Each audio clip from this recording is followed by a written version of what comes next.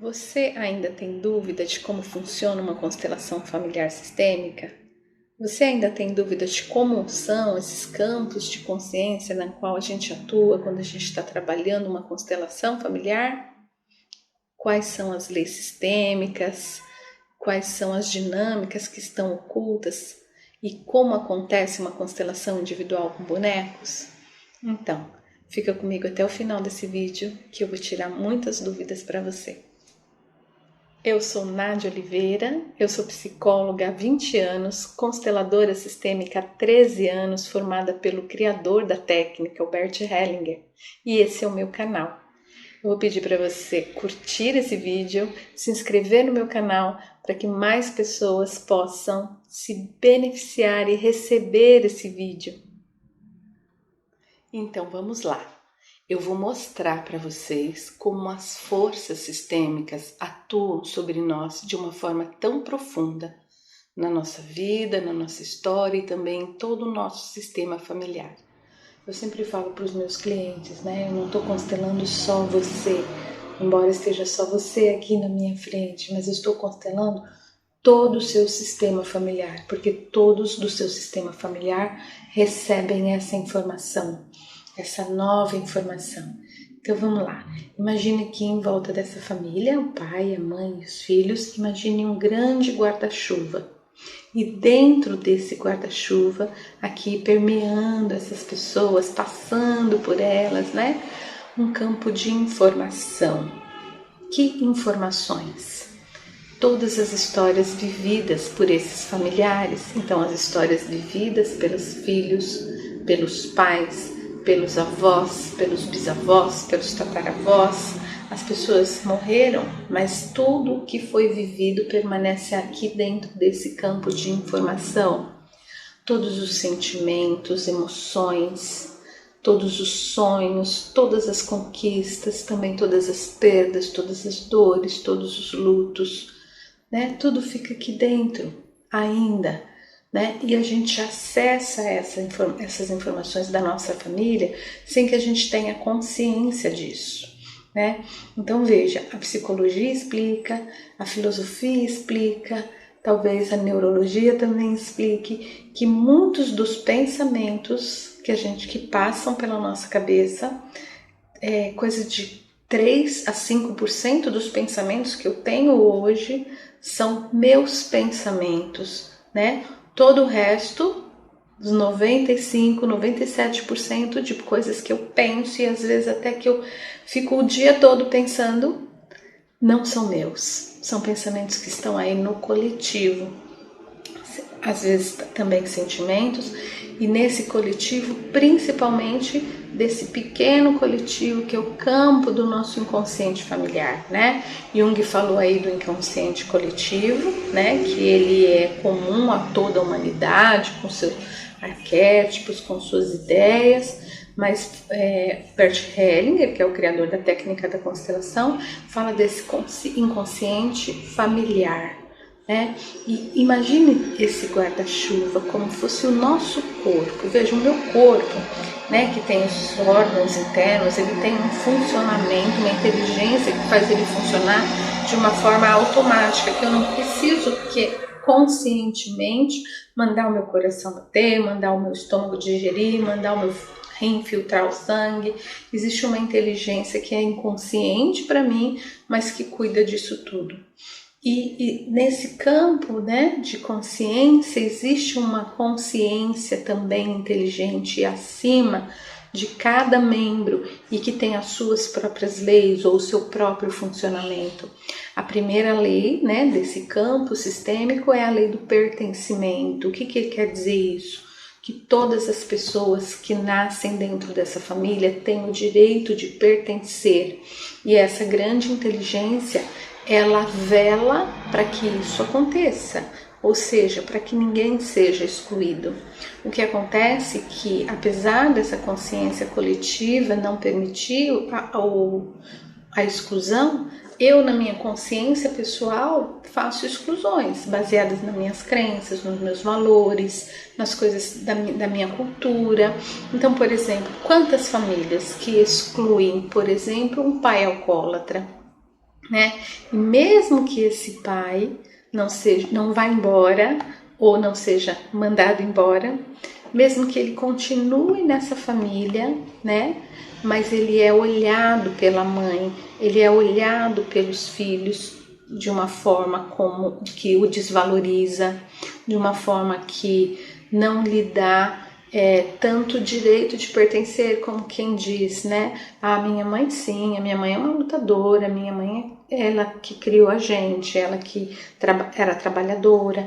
Meu pai não, ele não tem o mesmo direito de pertencer do que minha mãe, ou o mesmo direito de fazer parte dessa família. Ou muitas vezes as pessoas dizem, se não fosse ele, a minha família seria perfeita, né? Vou dar um outro exemplo. Por exemplo, vamos imaginar que desses 3 filhos, quando eles crescem, essa filha, né, se envolva com um homem casado. Vamos imaginar uma família bem tradicional, uma família religiosa, uma família com seus valores e as suas normas muito dentro dos padrões, né, da sociedade. E aí essa moça dentro, né, da nossa sociedade se envolve com um homem casado, engravida dele.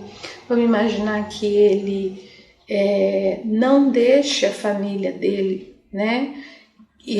Mas mesmo assim ele mantém, aluga uma casa para ela, paga o aluguel para ela.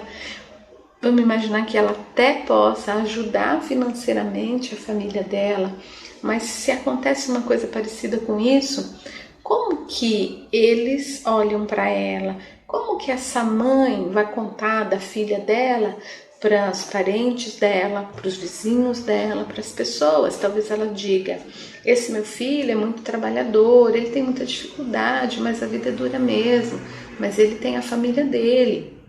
E ele é muito trabalhador.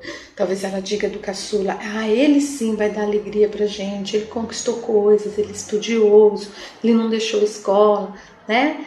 E dela, o que ela pode dizer? Como ela pode dizer que essa moça não tem uma família ou tem uma filha de um outro homem, né? De um homem casado? Como ela vai poder falar isso? Então, eu já atendi pessoas e muitas pessoas dizem, como eu disse, né? Se não fosse ela, a minha família seria perfeita, né? Então ela não precisa ter ido embora exatamente, ela pode até, né, participar das festas de fim de ano, talvez até a mãe dela cuide da filha dela, para que ela possa trabalhar. Não é que ela é excluída fisicamente, mas existe um olhar de um julgamento para ela e para a sua escolha, né? Porque a gente acredita que isso foi uma escolha. Então, quando acontece isso, então é como se esse lugar dela, né? Então, vamos imaginar aqui um ponto aqui no chão, um lugarzinho que é o dela, fica vazio. E aí o que acontece, né?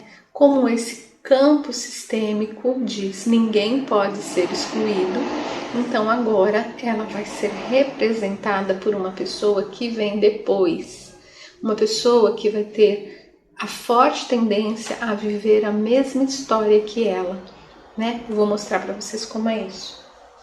Então vamos imaginar aqui que depois de um tempo esse filho tem uma filha e um filho, né? Então, filhos desse irmão aqui. Quando ele tem a sua primeira filha, ela é imediatamente puxada para cá. E agora ela vive como se fosse a tia. Ela vive identificada com essa tia. Então é como se ela olhasse para a tia, né? Muitas vezes já aconteceu, deu numa constelação assim individual, colocar, né? Então uma bonequinha agora na frente da pessoa que tá emaranhada, né? Que tá constelando, e eu digo para a pessoa, olhe agora para ela e me diga como você se sente. E às vezes a pessoa diz assim, agora eu não sei mais se eu sou essa bonequinha ou essa. Ou ela diz, eu me sinto como se estivesse olhando num espelho. Olha que interessante. Ou eu olho para ela e eu não sinto nada. Parece que eu não estou vendo ela. De tão identificada, é como se elas fossem a mesma pessoa.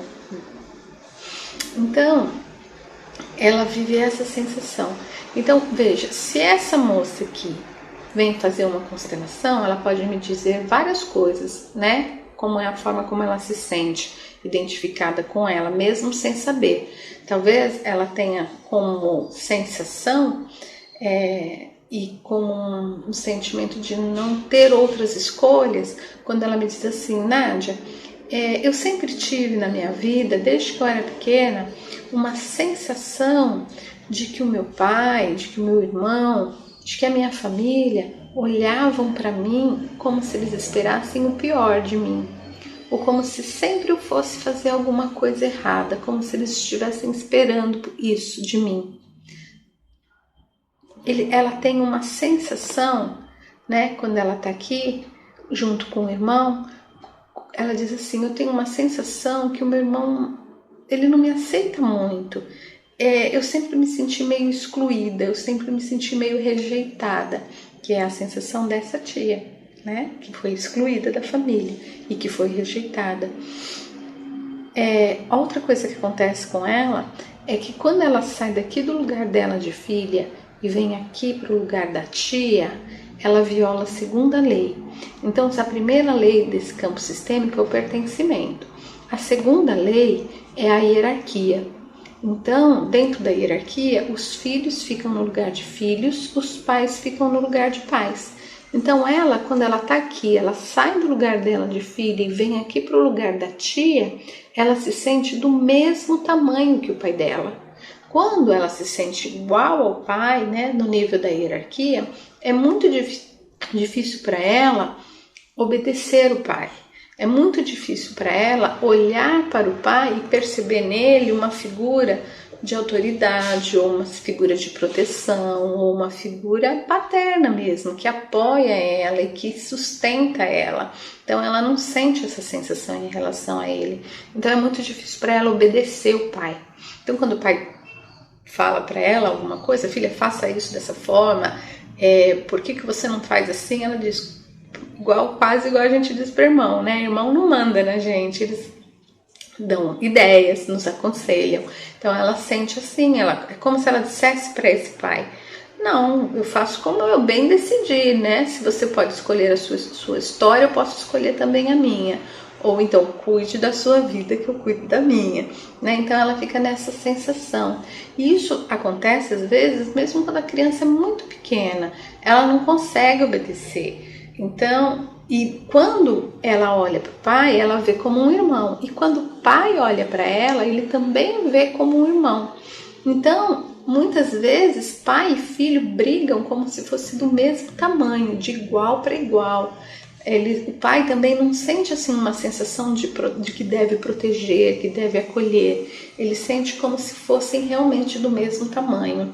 Então, esses movimentos que eles acontecem inconscientemente, né? A gente não sabe por que a gente sente assim, mas muitas vezes as pessoas dizem, o que acontece com aquela criança? Ela é tão desobediente, ela não consegue perceber o que é uma hierarquia, porque a gente muitas vezes está emaranhado.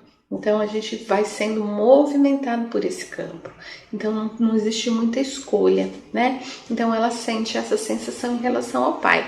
Às vezes ela pode buscar esse apoio e esse acolhimento como se fosse de pais dos avós, né? Então ela faz isso, ela toma o lugar da tia também aqui. Não tem gente que fala assim, nossa, minha avó sim, a minha avó é muito mais minha mãe do que minha mãe avó cuida da gente, minha avó sempre, né? E às vezes a própria mãe, né, que seria a filha da avó, não sentiu esse cuidado recebido pela mãe.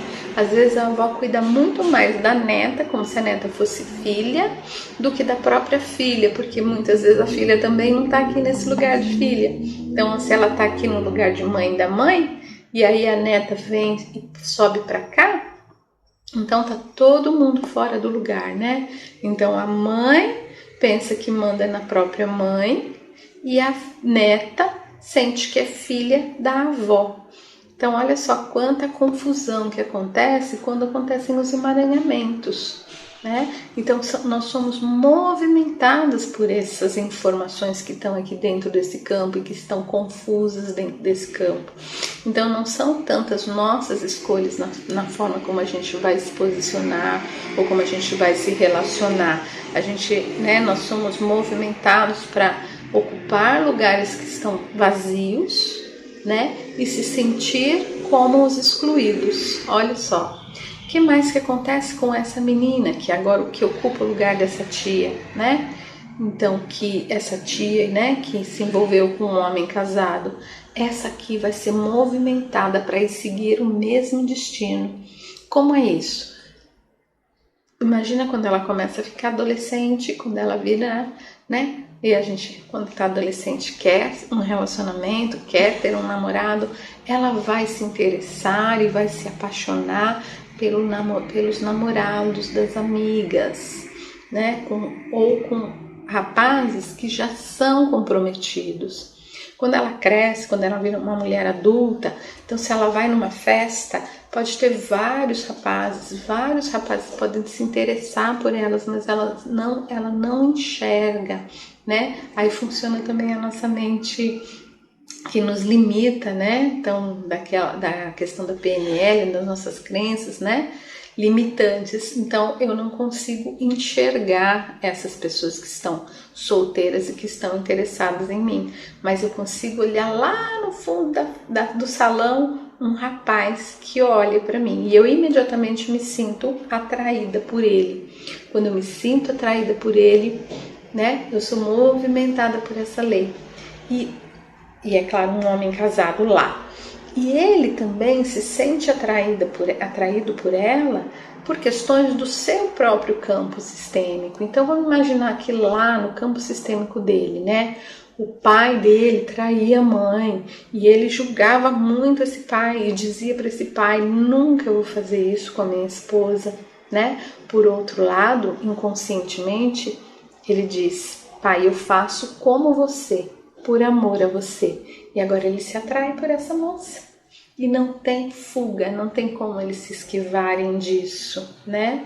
Então Hellinger chama isso de encontro de destinos, no sentido de que ela precisa viver isso no campo sistêmico dela e ele precisa viver esse destino também no campo sistêmico dele. Então agora eles se encontram. Então essa moça vem e diz assim: Nádia, todo mundo diz para mim que eu tenho dedo podre, eu só encontro homens casados ou pessoas comprometidas para me relacionar.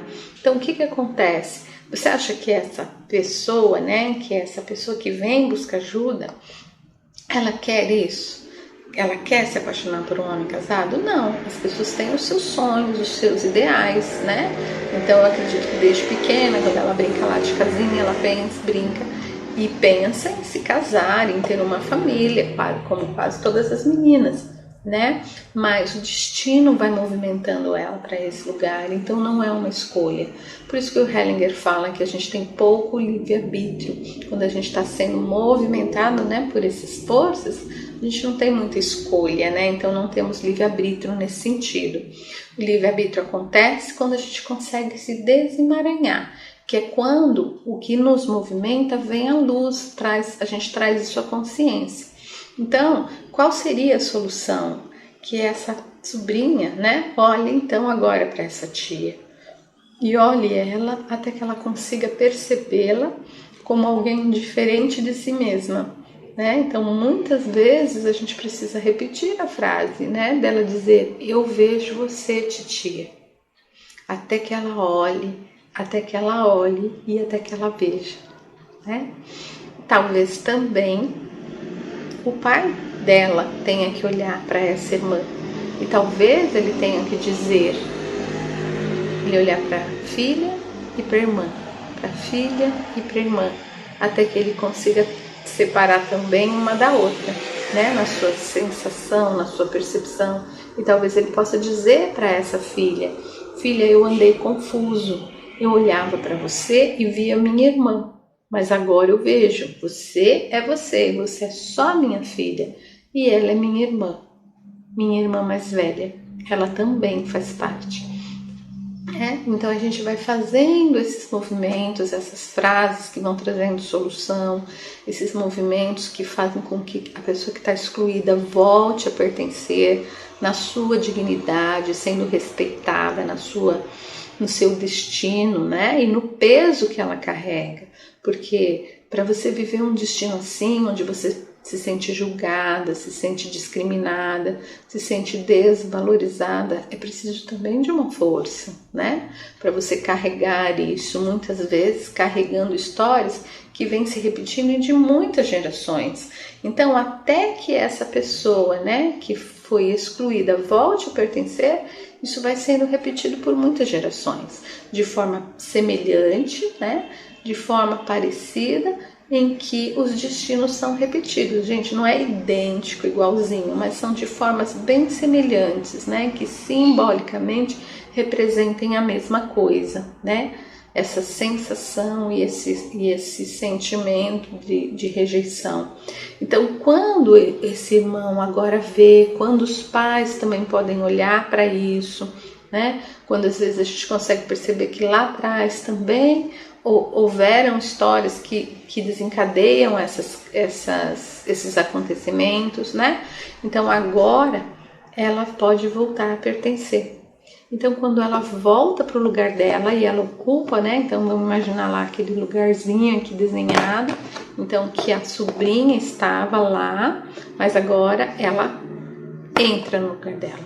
Quando ela entra no lugar, a energia toda do campo muda e a sobrinha fica livre para viver a sua própria história, para ser feliz. Ela não precisa mais repetir o destino da tia. Então, na próxima festa que ela for, ela já consegue enxergar, né, outras possibilidades e não só aquela possibilidade que antes ela só enxergava aquela.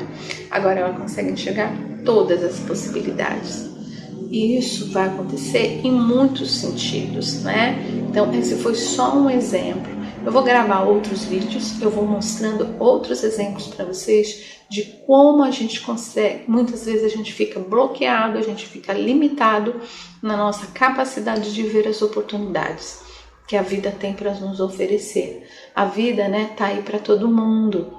Todas as coisas estão possíveis e liberadas para todos, mas a gente, no nosso campo sistêmico, nos nossos bloqueios, dentro dos nossos emaranhamentos, muitas vezes a gente não consegue ver possibilidades de realização profissional, de realização afetiva, né, de relacionamentos. E quando a gente vai liberando, né, os emaranhamentos dentro do campo, as coisas vão fluindo, a vida fica mais leve, fica mais fácil e a gente tem mais possibilidade de ser plenamente feliz, tá bom? Eu volto no próximo vídeo.